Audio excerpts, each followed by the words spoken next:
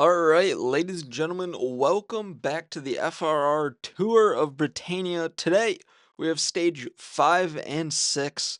We have the Glasgow reverse individual time trial, a total of 10 laps, which is 30 kilometers long and 330 meters of climbing.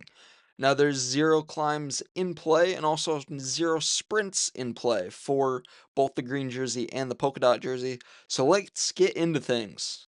Now, if you've ever ridden on Glasgow, it is quite the circuit. Now, doing a individual time trial of 10 laps around this circuit, not definitely not my recommended time on this. But anyways, we're gonna dive into things and hopefully make this quite quick. My goal was to kind of keep my wattage around the 240 throughout most of this course, and then on the two climbs, push as hard as humanly possible. And then I'd be able to coast down the hills and gain some time to people around me during this. Honestly, I was keeping my eye on a few people around me, including Neil. And then there was FRR race control in my race today. So I kind of wanted to beat him. Richard has been great. Him and I have thrown a few jokes around about wanting more laps uh, during the pre-race. And then after he hits me back with, so how many laps do you think we should have done? And 10 was definitely too many. Now, as we start the third lap here, 7 kilometers into the race, I'm kind of not really in my groove yet. Um, it's starting to hurt, as you can see I put in the chat. But, it's all about putting those high watts going up those 2 hills, and then kind of trying to get enough watts to go up and over the hill and get some speed on the way down. I didn't really I haven't really ridden on this course much. I know Downtown Dolphin, I think, is on this course. Um there's a bunch of different crit courses that are raced on Zwift, and I'm not a huge fan of crit courses, even though I probably would be pretty good on them. I'm pretty decent on these high punchy courses. Um, so I guess I should be doing more crit courses. Whatever. We're not talking about crit courses. We're talking about the FRR Tour. And for stage 5, this ITT just wasn't that fun. It took me quite a while to kind of get into a rhythm here. Even as I'm starting, I think, the fifth lap at this point, I still really haven't found a good groove while I've been putting those high watts up there and then coasting on the downhills. I really did feel uncomfortable during this race, and FRR Tour race control ends up passing me there for a split second, but we got to catch back up to him. We got to put some watts down. And as I'm going around this course, right at the end, it pushes up to a 4% incline, and it takes me a while, but I finally realized that I need to put some watts there during the end, and I can't just be putting those high 400 watts up these two hills if I'm going to want to pass some people on the GC. Because the ITTs are double finish points. There's zero sprint segments, there's zero KOM points, so there's really nothing to be fighting for other than being the quickest on course. So we're going to start the seventh lap here. 12 kilometers left in the race. Over half of the race done, over the half of the elevation, and 30 minutes down in our pocket. And we're still sticking to the same strategy, but we've kind of felt out the course a little bit better than we have the last few laps. That second climb has been really tough for me after I get up the first. After I get up the first climb, I've kind of left the watts out and I've lost a bit of time. And as I notice that, I just know I need to keep going. I need to put my head down. I need to put the pedal to the floor, and race control 6 seconds ahead of me, 7 seconds ahead of me. And I don't really like that. I talk my smack about wishing there was more laps, but I know I can beat him. I know I can beat some more people around me. So I really need to focus on these uphills. I need to focus on getting speed going down the downhills. And this is something I picked up on lap 7 is at the end, I'm going to put the watts up into the 300s during the ending. And that's going to gain me quite a bit of time to these guys ahead of me who are either fizzling out or just getting in their own rhythm and staying like that. And again, I'm going to put up some high watts here on the ninth lap, getting down, getting some speed going into this hill.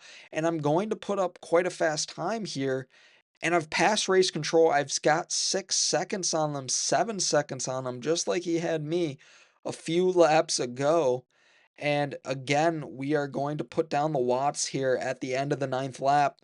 And going into the final lap, we are about a second on this Seb guy.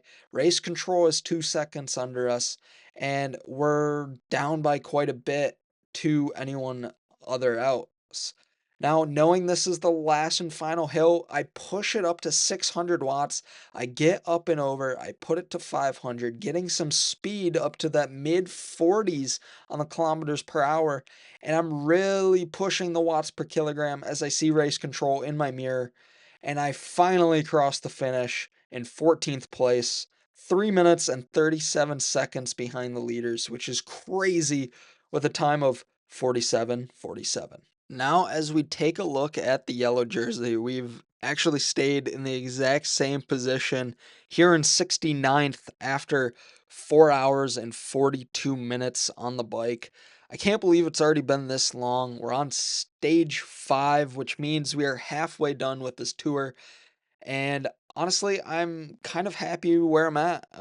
It's not last, it's definitely not first, but I'm being competitive to some riders, and that's really all I was focused on, and also finishing this tour. So let's move on to the next stage, stage 6. And as we move on to the road book here for stage 6 of the FRR Tour, we are on New York Knickerbocker.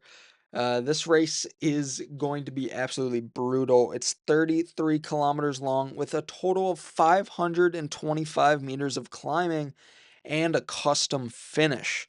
Now, this custom finish comes right after the Knickerbocker New York KOM, which we end up doing twice on this route.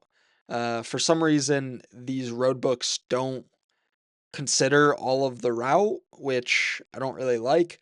But hey, that's whatever. We've got a sprint point. We know what we have to do. Even though we hate New York, let's stick with some people and get a good race in. And as we start off here on New York, on the Knickerbocker, um, we've got one goal in mind, and that's to try and stick with this group while absolutely demolishing a sprint. Now, at the time, I really didn't realize how far ahead I was in the green jersey compared to the general classification. So it wasn't really on my mind as I kitted up in my USPS kit. One of my favorite kits that I do own, even though it's not as tight as others. But the big thing about Central Park and New York is the amount of climbing there is on this route. It's honestly not really that flat, and there's always going to be some kind of elevation gain, it feels like, if you're going up and down. And very early on, there's a group off the front, and I'm able to claw the group behind us back all the way up to the front, and everyone else joins up, which is very important as this race starts. Now, we are going to slow things down here for the New York Sprint, and I do put some watts down into this, but I don't go all out. A thing about this is I know that the big New York KOM is coming up right after this, right here, and if I went all out on the sprint, there's a good chance that I get dropped on here just based on all of the numbers. And I almost do get dropped, but I kind of claw my way back up to the group ahead of me. I put some big watts down, and I'm barely holding on with like a shoestring.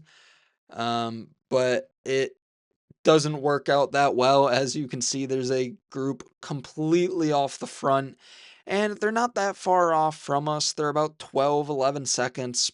So I'm going to put some power down, get into a super tuck, and fly down this hill with the group with me. There's about 5 of us here, and FRR race control is really pushing the watts as I'm kind of dead here, and I don't understand why he's doing this until I see the time slowly tick back to the group in front of us.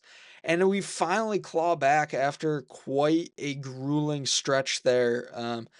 I really had to just pick up the heart rate, put the watts down, have a heavy, heavy legs to get us back there. And again, we see a group ahead of us, and we have one goal in mind, and that's to catch them. And originally, I didn't want to put any watts into it, but I ended up being one of the main contributors there. So my heart rate is super high. I've already put so much effort into this race. And really for what? Like I need to stick with these guys up the New York KOM again, but I've clawed back twice at this point to stay in the front main group here in New York. And now every little climb is really pushing me to the edge, and another break happens in this group. And again, I say no, I'm not going to let us just get lost. And I don't know what it is. I needed to bridge that gap. I'm guessing someone else probably could have for me, but my intentions were clear that I wanted to stick with these guys, even though I'm all completely off the back right now, and I'm trying to gain every little breath and drink. It's just not looking good for me. I'm continuously bridging the gap, and then as we get on to the halfway point of the second, I guess you could call it second lap, I have nothing left. And I end up getting dropped here at the 26-kilometer point. And I'm not even going to bore you guys with the rest of the details. I basically rode on alone for quite a while until the end here on the KOM. I put some heavy watts here at the end to pass another Bon, and I'm out of my element, but here we are at the end, putting some watts down, 200 meters left, and a super tuck for almost last place, for 15th place, with a time of 57:32. Honestly, it could have been worse, it could have been better, but I made some bad decisions. And anyways, let's go look at the leaderboard. So as we now look at the yellow jersey, we are currently after stage 6. We've moved up finally to 64th. We've been on road for 5 hours, 39 minutes and 40 seconds, and our E-gap is 16 minutes and 49 seconds from the leaders. So it's been a long, grueling tour so far. And now to move on to the green jersey.